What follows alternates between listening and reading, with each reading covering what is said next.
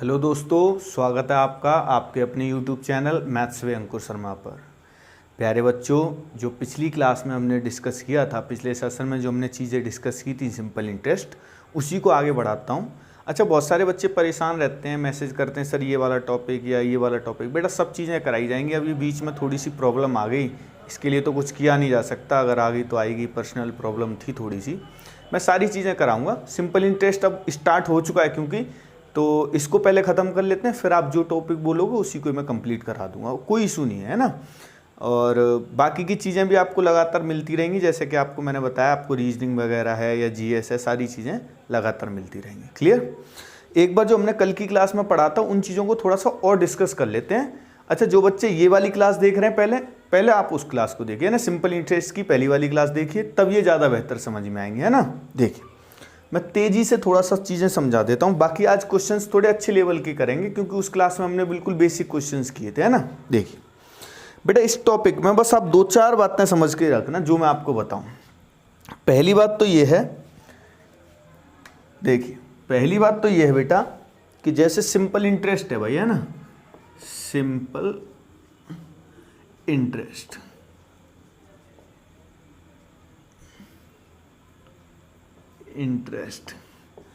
तो simple interest जो है बेटा, साधारण ब्याज, इसमें तीन चार चीज़ें तो होती हैं, हमें ज़्यादा डिस्कस करने की ज़रूरत ही कहाँ है। एक तो मूलधन होता है, प्रिंसिपल, हाँ या ना बेटा। तो इसके लिए मैंने आपको क्या बताया था, मैंने ये बताया था कि बेटा ये जो मूलधन होता है, ये जो प्रिंसिपल होता है, ये एक संख्या ही तो होती है कोई। और प्यारे बच्चों, ये परसेंटेज में ही हम चीज़ें डिस्कस कर चुके हैं, मैंने बहुत डिटेल में परसेंटेज आपको कराया था। तब मैंने आपको ये चीज़ें समझा रखी थी कि बेटा नंबर कोई भी हो, जो संख्या जो होती है वो क्या परसेंट होती है बेटा, 100% होती है। यानी एक नंबर होता है, और नंबर प्यारे बच्चों संख्या चाहे छोटी सी हो चाहे वो बड़ी सी हो, संख्या कितने परसेंट होती है, तो संख्या जो है बेटा वो कितने परसेंट होती है, 100%। ये बात हम पिछली क्लास में भी डिस्कस कर चुके हैं, और ये परसेंटेज में भी मैंने आपको बताया था कि नंबर जो है वो कितने परसेंट होता है, 100%। ठीक। सबसे महत्वपूर्ण जो बात है वो आपको ये ध्यान रखनी है कि ये जो रेट है, दर, क्या लिखा मैंने बेटा, रेट, दर, तो इसी का खेल है सारा भाई इस टॉपिक में। क्यों?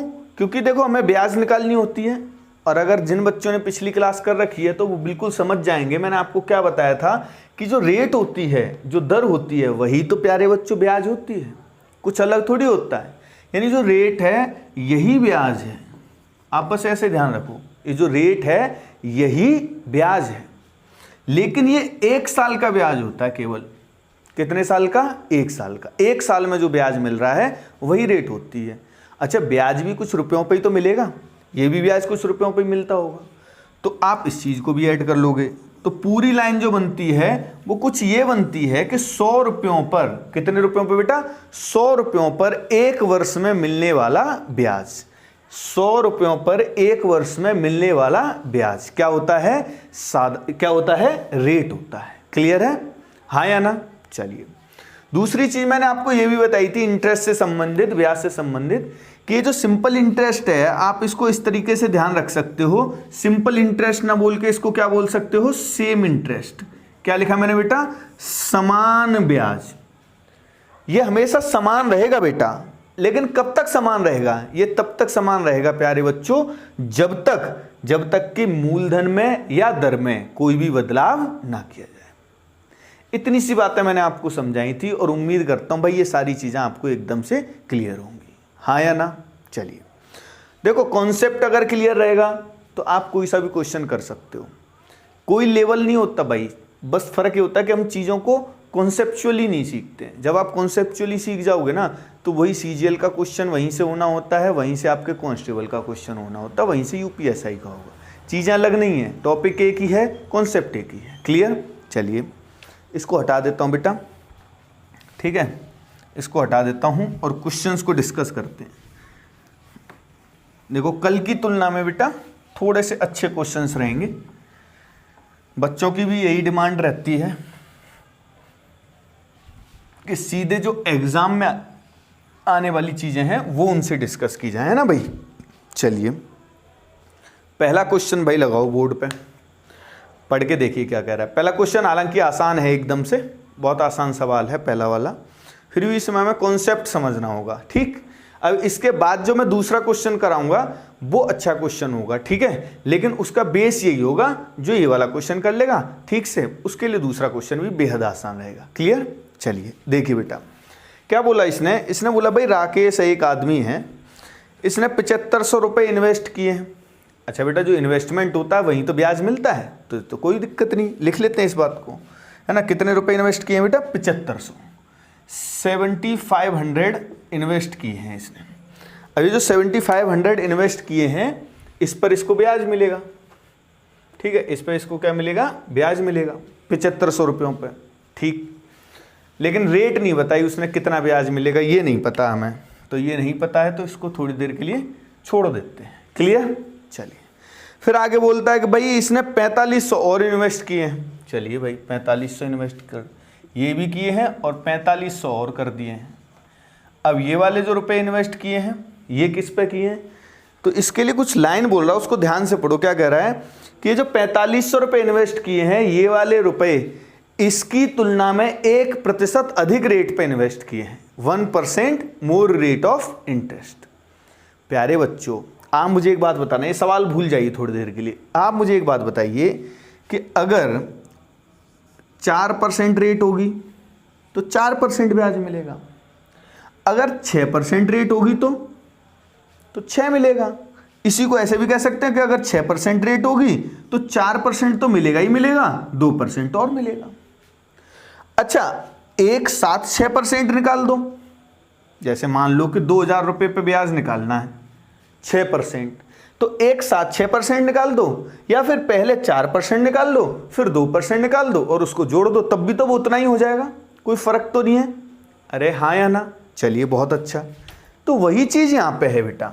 ये बताइए कि इसने जो बोला कि 1% अधिक रेट पे इन्वेस्ट किया, यानी आप ऐसे कह सकते हो कि जो रेट यहां पर है वो रेट यहां पर भी है, यानी यहां पर इसको अगर R% ब्याज मिलेगा तो यहां पर भी R% तो मिलेगा ही मिलेगा, लेकिन यहां पर कुछ एक्स्ट्रा भी मिलेगा। क्यों? क्योंकि रेट एक्स्ट्रा है। और कितनी एक्स्ट्रा है बेटा? तो रेट एक्स्ट्रा है बेटा 1%। कितनी एक्स्ट्रा है? 1%। तो जब 1% मुझे पता ही है कि 1% एक्स्ट्रा है तो मैं 1% निकाल देता हूं ना इसका ब्याज। भाई 4500 पे अगर आप ये 1% निकालोगे तो 4500 का 1% तो आ जाएगा बड़ी आसानी से, 45 रुपए। अरे हाँ या ना? भाई 4500 का 1% 45 रुपए ही तो होगा, तो वो आ गया।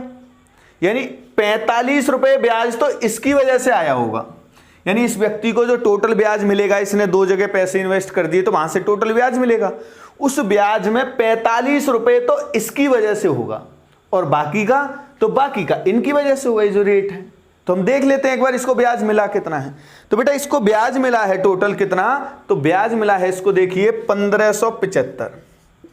बेटा ये 1575 रुपए जो ब्याज है ये 3 वर्षों का है, तो अगर मैं 1 वर्ष का निकालूं तो 1 वर्ष का कितना आएगा? 525। अगर कोई बच्चा ये कह रहा है कि साहब 1 वर्ष का क्यों निकाला है, तो वो अपने वहीं पे घर पे बैठे अपने हाथ से ही एक छोटा सा गाल पे थप्पड़ लगा लेगा। आपको इसको क्वेश्चन को पूछना नहीं चाहिए कि 1 साल का क्यों निकाला है, क्योंकि मैंने डिटेल में लिखवाया था कि रेट जो है वो 1 साल का ब्याज होती है। तो जब भी हमें रेट का यूज करना है तो हम 1 साल पे ही आएंगे हमेशा। क्लियर है ना? आगे से इस सवाल को बिल्कुल भी कोई भी बच्चा नहीं पूछेगा। तो 1 साल का ब्याज इतना इकट्ठा होना भाई 525। अच्छा 525 कहां से होगा? यहां से होगा, यहां से होगा और यहां से होगा, हाँ या ना? यहां से और यहां से। तो ये तो आ ही गया ये 45 रुपए। तो 45 तो 525 में से मिल गया। अब 525 में से 45 तो यही है, तो 525 में से बेटा 45 हटा दिया। अब 525 में से 45 हटा दोगे कितना बचेगा? 480। अब वो 480 कहां आएगा? तो 480 इन दोनों पे मिलाकर आया होगा, इन दोनों पे मिला के आया होगा। और बेटा इसको अलग अलग निकालने की जरूरत नहीं है, ऐसे लिखने की जरूरत नहीं है 7500 का R% प्लस 4500 का R% बराबर 480। आपको पता ही है कि वैसे भी R% कॉमन आ ही जाएगा, वहां से जुड़ जाएगा।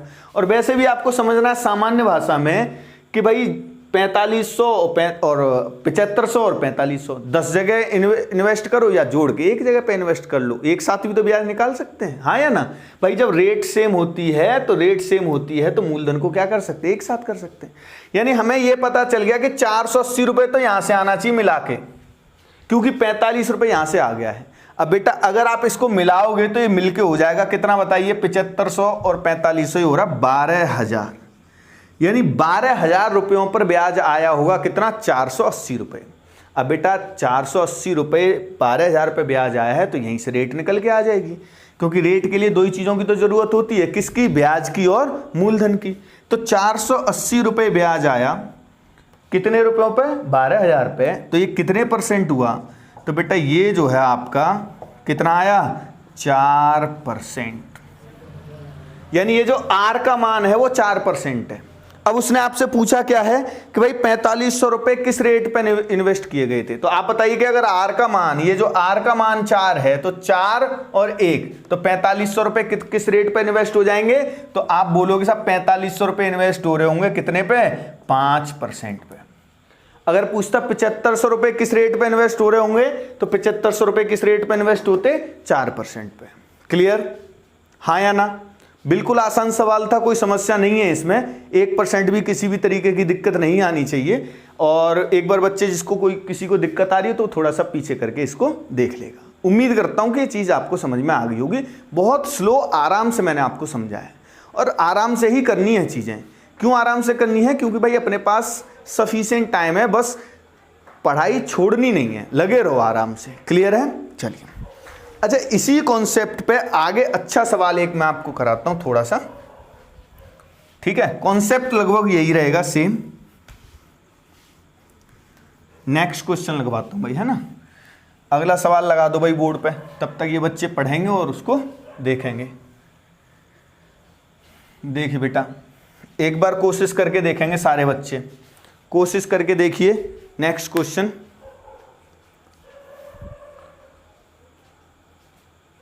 ठीक भाई, पढ़ के देखा आपने। चलिए क्या कह रहा है बताओ। वो कह रहा है भाई एक आदमी 4,000 रुपये निवेश करता है। कितने निवेश करता है, 4,000 रुपये। अच्छा, पहले वर्ष जो ब्याज मिलती है वो X% मिलती है, ठीक। दूसरे वर्ष X + 3% मिलती है, ठीक है भाई। अच्छा, तीसरे वर्ष X + 6% मिलती है। यानी एक पैटर्न सा बना रहा है भाई, हर एक वर्ष 3% रेट क्या कर रहा है, बढ़ा रहा है। पहले वर्ष X%, फिर 3% बढ़ा दी तो X + 3 हो गई, फिर 3% बढ़ा दी तो X + 6 हो गई। आगे वाले वर्ष में क्या आएगा, X + 9 आएगी। क्लियर है, चलिए। इस तरीके से लगातार चलता है, और 6 वर्ष बाद इसे कुल 3,480 रुपये ब्याज मिलता है। अच्छा बेटा, एक बात बताइए, यहां पर आप डिवाइड मत कर देना इसको ब्याज को 6 से, क्योंकि यहां प्रत्येक वर्ष बराबर ब्याज नहीं आई होगी। क्या कारण है उसका, क्योंकि प्रत्येक वर्ष ब्याज बढ़ती जा रही है। क्या होता जा रहा है भाई, प्रत्येक वर्ष इंटरेस्ट क्या हो रहा है, इंक्रीज हो रहा है। तो यहां पे तो सेम हो नहीं सकता। मैंने आपको बताया था कि अगर रेट चेंज होगी तो ब्याज भी चेंज हो जाएगा। तो यहां रेट लगातार चेंज हो रही है, बढ़ रही है।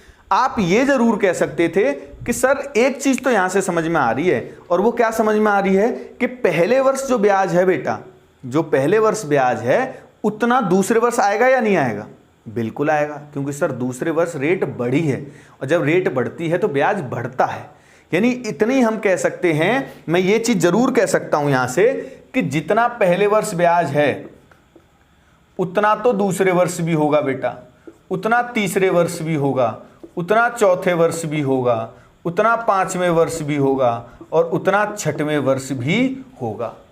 यानी यहां आप ये कह सकते हो कि एक नंबर जरूर ऐसा आएगा। आप ये कह सकते हो कि अगर पहले वर्ष, सोचना कि अगर पहले वर्ष 50 रुपये ब्याज आ गया, मैं वैसे ही कह रहा हूं, अगर पहले वर्ष 50 रुपये ब्याज आ गया तो हम ये जरूर कह सकते हैं कि पहले वर्ष 50 आया है तो दूसरे वर्ष भी 50 आएगा, तीसरे वर्ष भी 50 तो आएगा ही आएगा, क्योंकि रेट निरंतर क्या हो रही है, इंक्रीज हो रही है।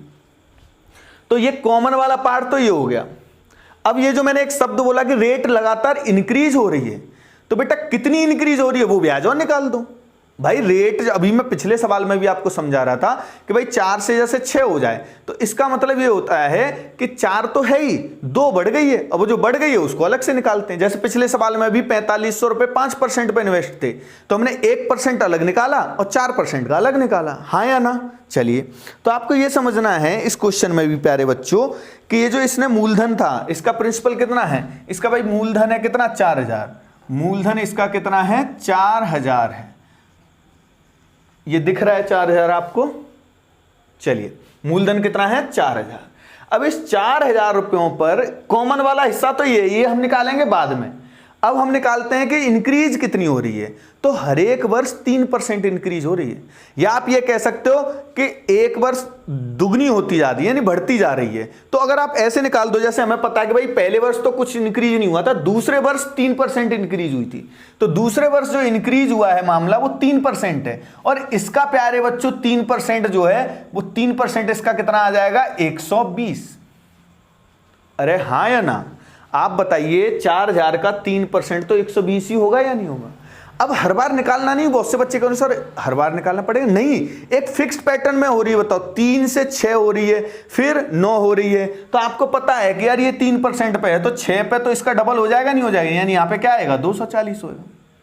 फिर 9 पे क्या होगा, तो 9 पे इसका 3 गुना हो जाएगा, तो 360 हो गया।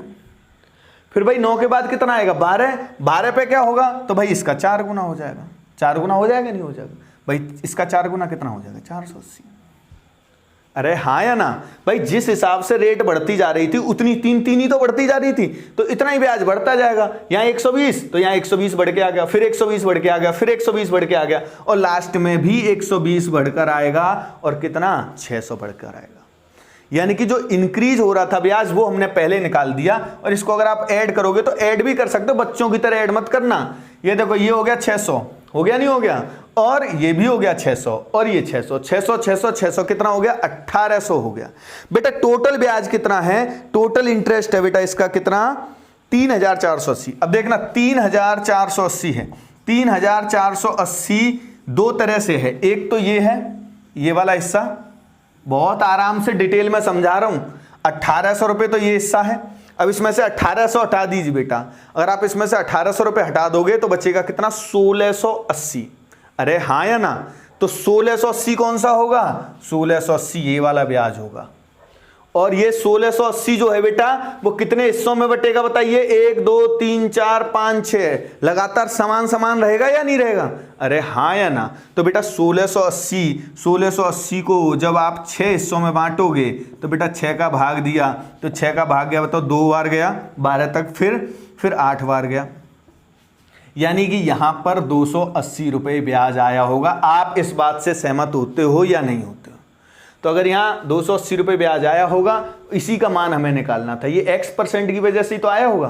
तो भाई x% 4000 पे 280 रुपये मिला था, तो 4000 पे 280 रुपये मिल रहा है। डायरेक्ट भी रेट निकाल सकते हो, कोई बहुत बड़ी बात नहीं है, और लिख भी सकते हो, कोई समस्या नहीं है कि अगर 200 रेट x का मान निकालना है, 280 रुपये ब्याज मिल रहा है कितने पे, 4000 पे, तो ये क्या % है, तो ये बेटा ये आपका हो जाएगा 7%। कितना हो जाएगा, 7% हो जाएगा। बहुत मैंने आसानी से समझाया बेटा, ये मैं आपको समझा रहा हूं तब ये टाइम लग रहा है। आप जब इसको 2-3 बार कर लोगे ना, फिर सेकंड्स में उड़ा दोगे, फिर तो आप सीधे ये लिखा करोगे ना कि भाई कितना एक्स्ट्रा आ रहा है। 3% निकालना था बस एक बार, 120, और फिर वह सुई को डबल करके लिख दिया, 1800 वो हो गया, इसका मतलब 1640 रुपये, 1680 रुपये इधर होगा, उसको डिवाइड कर देंगे। उम्मीद करता हूं भाई ये क्वेश्चन आपको समझ में आ गया होगा। ये आपके यूपीएसआई में आने लायक क्वेश्चन है, सीजीएल में आने के लायक सवाल है। क्लियर है, मैं पहले ही कह चुका हूं यूपीएसआई का जो लेवल होगा वो बिल्कुल भी कम नहीं होगा सीजीएल से। क्लियर है, चलिए अब जब मैं ये कह रहा हूं कि लेवल सीजीएल जैसा होगा, तो इसका मतलब ये नहीं कि ज्योमेट्री वैसी आएगी या मेंसुरेशन उतना उस लेवल का आ जाएगा या अलजेब्रा ऐसा कुछ होगा। अर्थमेटिक मेनली यूपीएसआई में आता है, एडवांस का इतना ज़्यादा पोर्शन नहीं रहेगा, लेकिन इतना आपको ज़रूर ध्यान में रखना है कि जो लेवल होगा अर्थमेटिक का वो बिल्कुल भी कम नहीं होगा। समझ रहे हो, अर्थमेटिक का जो लेवल है वो बिल्कुल भी कम नहीं होगा सीजीएल से उसका। क्लियर, हाँ या ना। चलिए नेक्स्ट क्वेश्चन देखिए बेटा, आपकी स्क्रीन पर लगा हुआ अगला सवाल। आराम से आ जाना चाहिए ये क्वेश्चन भी आपसे, बेहद आसानी से करके देखिए, बिल्कुल आसानी से सवाल आ जाना चाहिए। देखिए क्या बोला उसने, इसने बोला भाई कि एक आदमी है 7,000 रुपये 2 भागों में निवेश करता है। अगर आप मेरी सारी बातें ध्यान से सुनते रहोगे ना तो भाई आपसे कोई क्वेश्चन में 15 सेकंड से ज़्यादा नहीं लगेंगे। मैं सारी चीज़ें आपको डिटेल में समझाता हूँ, इसीलिए देखिए अब कितना आसान सवाल है। उसने बोला कि भाई एक आदमी है 7,000 रुपये 2 भागों में निवेश करता है। अभी थोड़ी देर पहले ही पहले वाले क्वेश्चन में मैं क्या कह रहा था कि भाई आपके पास 50,000 रुपये हैं, आप चाहो तो एक ही बैंक में जमा कर दो, चाहो तो 10 बैंक में जमा कर दो, या चाहो तो 50 बैंक में जमा कर दो। लेकिन ऐसा नहीं होगा कि आप ज़्यादा बैंकों में जमा कर रहे हो तो आपको ज़्यादा ब्याज मिल जाएगा। अगर सारी बैंक सेम रेट दे रही हैं तो आपको उतना ही ब्याज मिलेगा, अलग अलग करने से कोई फ़ायदा नहीं होता। ऐसा नहीं कि जैसे इसने 7,000 2 जगह इन्वेस्ट किए हैं तो अगर दोनों जगह मान लो कि सेम ही रेट हो, 5-5% हो या 8-8 या 10-10 जो भी हो, अगर सेम रेट हो तो इसको टोटल पे भी सेम ही इंटरेस्ट मिलेगा। समझ रहे हो ना। अगर एग्जाम्पल के तौर पे मैं आपको समझाऊं कि भाई इसने पीएनबी और स्टेट बैंक 2 जगह में बांट दिए 7,000 रुपये, लेकिन दोनों ही बैंक 5% ही ब्याज दे रही थी। तो अगर दोनों ही बैंक 5% ही ब्याज दे रही थी तो इसका मतलब ये होगा बेटा कि 5 ही मिलता है इसको, चाहता एक ही बैंक में जमा कर देता तब भी इसको उतना ही ब्याज मिलता। क्लियर।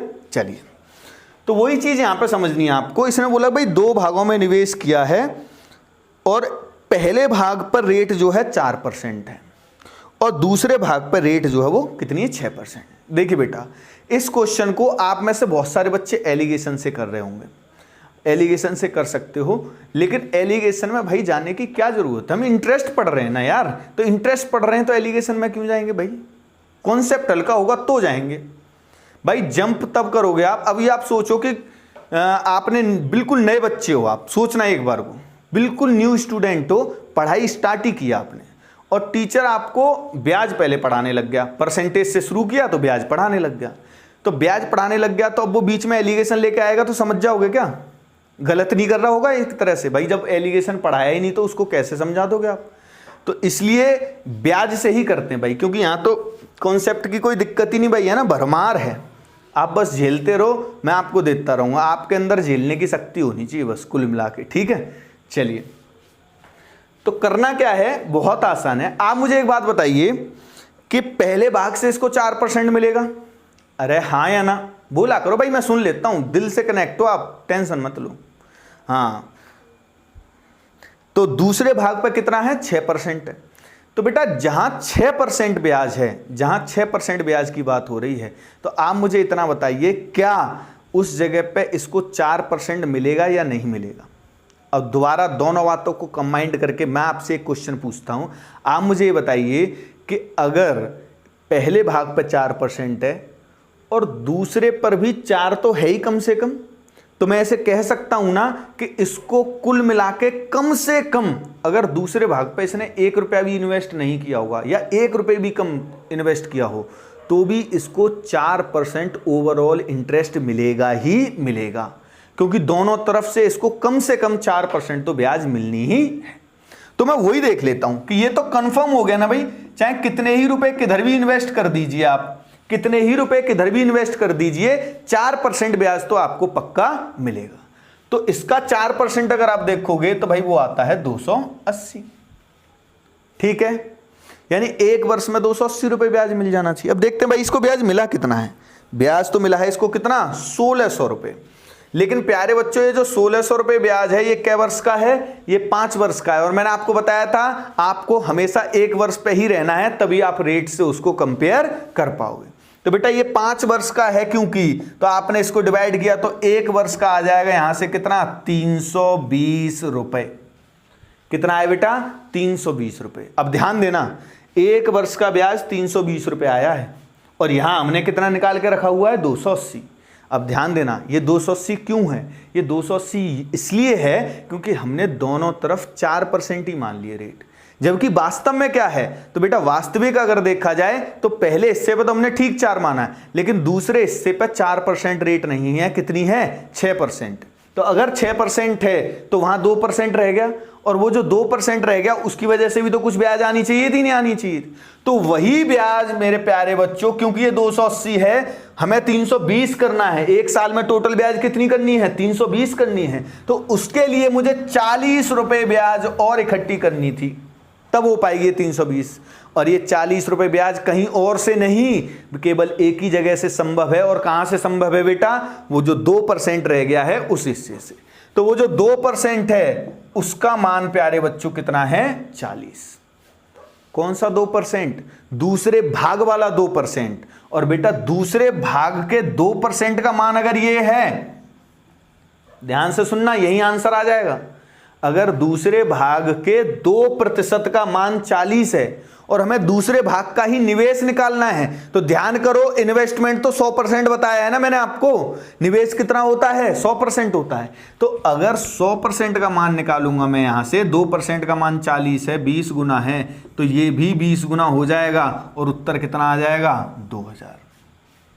और यही आपका आंसर हो जाएगा। कहीं कोई एलिगेशन लगाने की जरूरत नहीं है प्यारे बच्चों। आपका कॉन्सेप्ट अगर स्ट्रांग होगा, मैं मना नहीं कर रहा हूं कि उससे आंसर नहीं आएगा, आएगा, डेफिनेटली आंसर आ जाएगा।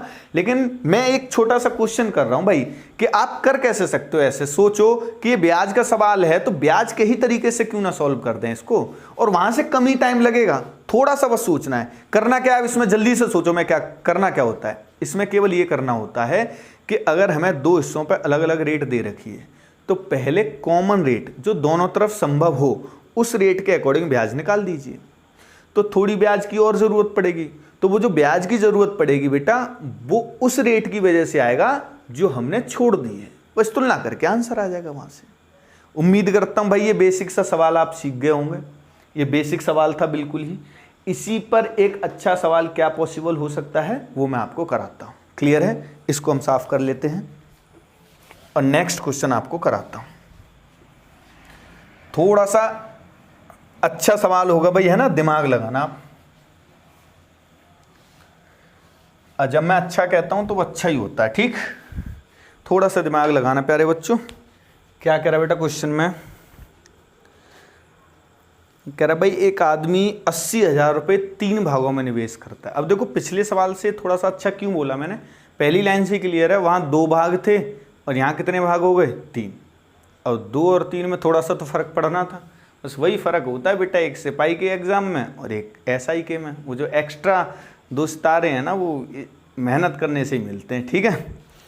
तो एक आदमी है 80,000 रुपये 3 भागों में निवेश करता है, और पहले भाग पे रेट 15% है, दूसरे पे 16 है और तीसरे पे 27 है, ठीक है? रेट बता दी भाई।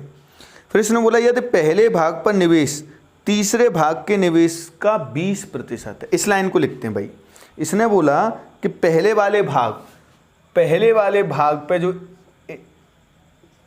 इन्वेस्टमेंट है वो तीसरे वाले भाग का केवल कितना है? 20% है। तो प्यारे बच्चों आप ऐसे कह सकते हो कि अगर इसने तीसरे वाले हिस्से पे अगर 100 रुपये इन्वेस्ट किए होंगे, कितने? 100 रुपये इन्वेस्ट किए होंगे, तो पहले वाले हिस्से पे इसने कितने किए होंगे? 20 रुपये। क्लियर? हाँ या ना?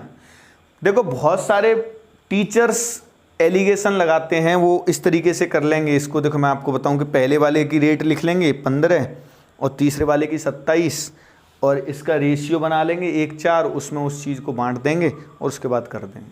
भाई वो ज़्यादा काम है, आप इसको आसान रखिए। बच्चा उसको कभी कभी भूल भी जाता है। मैं जो ये आपको चीज़ें समझा रहा हूँ ना, ये ऐसा कॉन्सेप्ट है कि आप भूल ही नहीं सकते हो कुछ भी। इसमें याद करने जैसा है ही नहीं कि आपको एलिगेशन लगाना है या नहीं।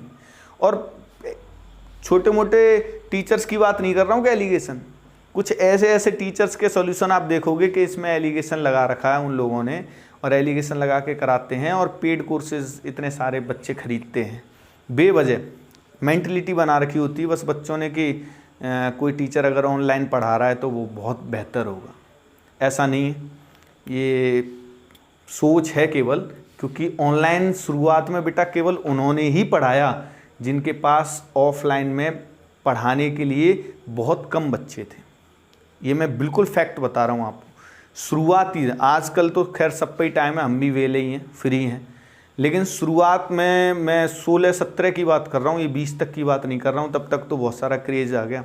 ये 16-17 की बात मैं कर रहा हूँ, तब उन टीचर्स ने ही केवल ऑनलाइन पढ़ाना स्टार्ट किया था जो ऑफलाइन में बहुत ज़्यादा अच्छा नहीं कर पा रहे थे, क्योंकि उस टाइम पे बिल्कुल भी ऐसा नहीं था क्रेज़। बहुत सारे अच्छे अच्छे टीचर्स ऑफलाइन ऑनलाइन नहीं पढ़ाते हैं, ऐसा नहीं सोचना आपको कभी भी, ठीक है।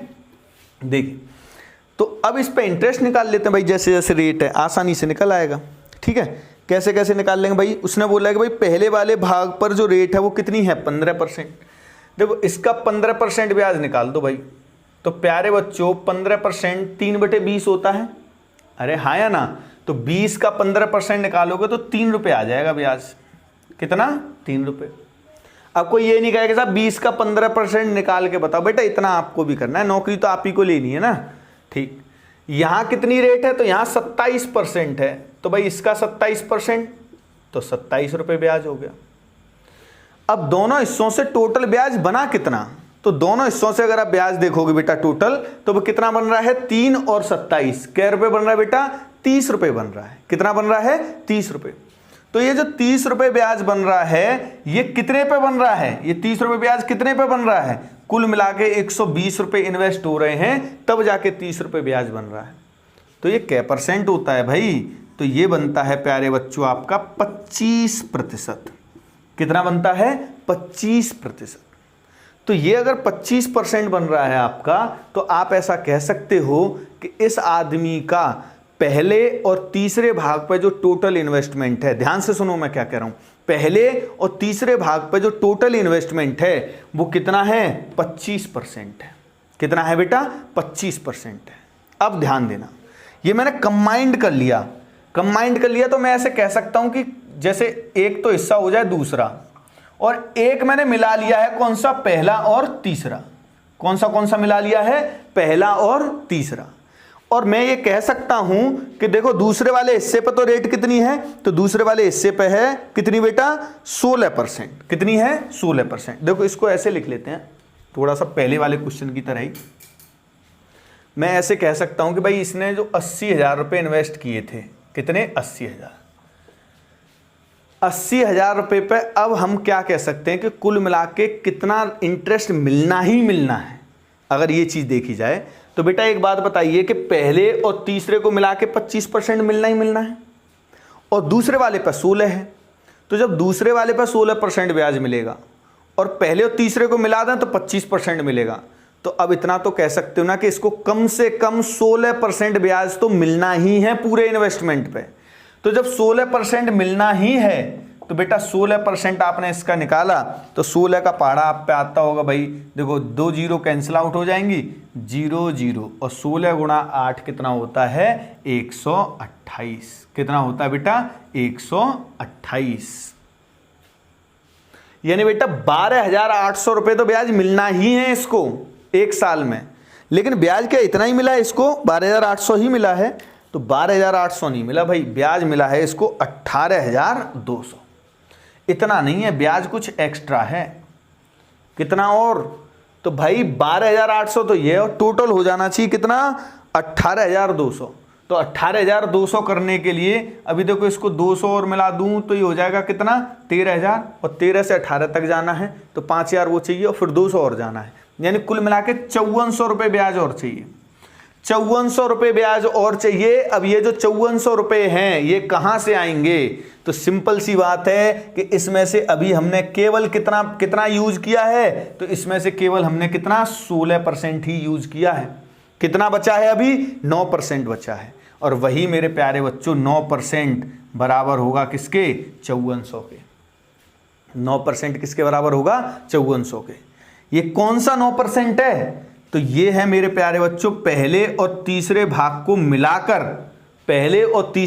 मिलाकर जो आपने निवेश किया है उसका 9% है ये।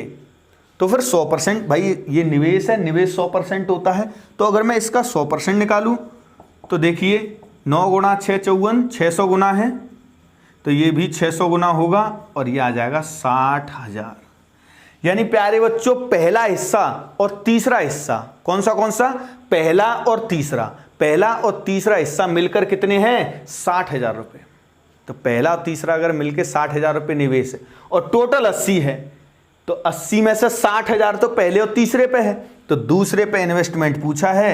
80,000 में से 60,000 हटा दीजिए, आंसर आ जाएगा आपका कितना, 20,000। बेटा ये शॉर्टेस्ट वे है और सिंपलेस्ट, भूलोगे नहीं कभी भी। और वो जो चीज़ें आप एलिगेशन और ये सब चीज़ें मिक्स कर देते हो ना बेटा, भूल जाओगे। एग्जाम का बहुत प्रेशर होता है, जिन बच्चों ने एग्जाम दिया है वही मेरी बात समझ रहे होंगे, केवल समझ रहे हो मैं क्या कह रहा हूँ। आप कॉन्सेप्ट बनाइए बेटा, रटो मत कुछ कि ये एलिगेशन ऐसे लग जाएगा कि वो वैसे हो जाएगा। एक बार आप इसको थोड़ा सा पीछे करके फिर से समझ लेंगे इस क्वेश्चन को, क्लियर हो जाएंगी चीज़ें। क्लियर है? ठीक। देखो मैं बहुत ज़्यादा एक ही जैसे सवाल नहीं कराता हूँ, इसको मैं कल वाली क्लास में भी बोल रहा था। मेरा उद्देश्य ये होता है प्यारे बच्चों कि आपको कंटेंट प्रोवाइड कराया जाए ज़्यादा से ज़्यादा, और फिर जो ईमानदार बच्चा होगा, मेहनती बच्चा होगा, वो प्रैक्टिस तो अपने आप कर लेगा। ठीक है? और जो ईमानदार नहीं है, सोचो, अब बहुत सारे बच्चे कह रहे होंगे सर जो ईमानदार नहीं है उसका क्या? तो बेटा जो ईमानदार है ही नहीं तो उसकी चिंता मैं ही क्यों करूं? जो खुद अपने लिए मेहनत नहीं करता है उसके लिए क्यों कोई टीचर मेहनत करे? नहीं करनी चाहिए। जो अपने लिए मेहनत नहीं कर रहा है खुद, तो उसके लिए कितनी मेहनत करो वो काम में आएगी नहीं, क्योंकि सक्सेस तो तभी मिलेगी जब बच्चा खुद मेहनत करेगा। तो अपने लिए ईमानदारी से प्रैक्टिस करते रहेंगे और मैं आपको अलग अलग क्वेश्चंस आपको प्रोवाइड कराऊंगा, आप प्रीवियस ईयर उठा के करते रहो। ठीक है? अरे हाँ या ना बोला करो निकम्मो। नेक्स्ट क्वेश्चन देखिए, आपकी स्क्रीन पर लगा है। चलो एक आसान सा सवाल है, आसान सा सवाल है। क्या कह रहा है बताइए? एक आदमी एक निश्चित धनराशि निश्चित दर पर निवेश करता है। बहुत बढ़िया भाई, रेट भी नहीं है और मूलधन भी नहीं है। चलिए, 4 वर्ष बाद उसे 1,200 रुपये, जबकि 6 वर्ष बाद उसे 1,500 रुपये मिश्र धन प्राप्त होता है। बहुत ही बच्चों जैसा सवाल है। देखिए, 4 वर्ष बाद, प्यारे बच्चों 4 वर्ष बाद उसे कितना, 1,200 रुपये, और 6 वर्ष बाद उसे कितना, 1,500 रुपये क्या प्राप्त हुआ है? मिश्र धन। अमाउंट है ये दोनों ही वैल्यूज। क्या है ये? अमाउंट, मिश्र धन है। तो प्यारे बच्चों पिछली वाली क्लास जो इससे पिछली वाली सिंपल इंटरेस्ट की क्लास थी, तो उसमें मिश्र धन के बारे में क्या बताया था आपको? बताइए जल्दी से कि मिश्र धन क्या होता है, अमाउंट क्या होता है, बताओ जल्दी से। बिल्कुल ठीक, अमाउंट क्या होता है? मूलधन प्लस ब्याज, मूलधन प्लस ब्याज। साथ ही हमने ये भी चीज डिस्कस की थी कि कभी भी मूलधन में कोई भी बदलाव नहीं होता है। बदलाव जो होगा वो हमेशा किस में होता है? ब्याज में। और क्योंकि ब्याज लगातार बढ़ती है इसीलिए अमाउंट को भी बदलना पड़ता है। अगर आप चाहो तो इसको क्या बोल सकते हो, ये जो 1,200 है इसको क्या बोल सकते हैं अगर ब्रेक करके बोला जाए? हिंदी वाले बच्चे ऐसे समझो कि अगर इसकी संधि विच्छेद करनी हो तो क्या बोल सकते हैं इसको? बिल्कुल, संधि विच्छेद कर दो इसका। तो इसको हम कह सकते हैं कि सर ये है मूलधन और 4 वर्षों का ब्याज। चलिए बहुत बढ़िया। तो बेटा ये 1,500 क्या है? तो 1,500 है मूलधन और 6 वर्षों का ब्याज। अब पहली वाली लाइन में और दूसरी लाइन में फर्क क्या रहा? तो पहली लाइन में मूलधन है, दूसरी में भी मूलधन है। पहली वाली लाइन में 4 वर्ष का ब्याज है तो दूसरी में भी 4 वर्ष का ब्याज है। तो दूसरी वाली में एक्स्ट्रा है, कितने हैं? 2 वर्ष एक्स्ट्रा हैं, तो वो 2 वर्ष का एक्स्ट्रा ब्याज उसमें जुड़ गया, इसीलिए आपको नंबर बड़ा दिख रहा है। सिंपल। तो बस हमें समझ में आ गया कि यार ये जो इससे एक्स्ट्रा है, कितना एक्स्ट्रा है? 300 रुपये। ये जो एक्स्ट्रा दिखाई दे रहा है, ये एक्स्ट्रा ब्याज, ये एक्स्ट्रा जो है वो सिर्फ किसकी वजह से है? ब्याज की वजह से है। यानी ये ब्याज है। और कै वर्ष का है प्यारे बच्चों ये ब्याज? 2 वर्ष का। ध्यान करो बेटा, आपको मैंने 4-5 हजार साल पहले एक बात बताई थी और बहुत बार बताई थी। हाँ, 4-5 हजार साल पहले नहीं थे आप? कितनी होगी तुम्हारी उम्र? इतनी नहीं, 3-4 हजार साल के भी नहीं हो?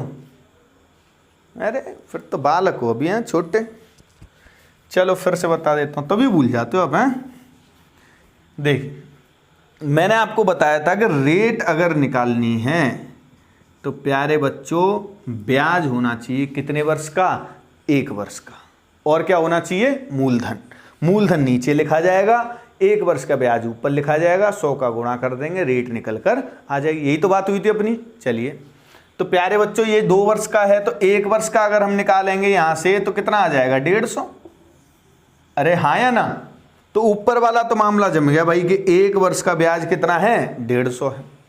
मूलधन और निकालना है, तो वो तो हमें यहाँ से पता चल जाएगा क्योंकि हमें पता है मूलधन इसमें है। अच्छा, मूलधन है और क्या है?